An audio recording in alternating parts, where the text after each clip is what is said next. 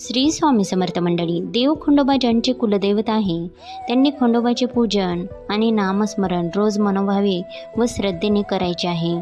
ज्यांचे आराध्य दैवत आहे त्यांनी खंडोबाचे पूजन फक्त दर रविवारी केले तरी चालू शकते. रोज करण्याची अशी काही आवश्यकता नाही.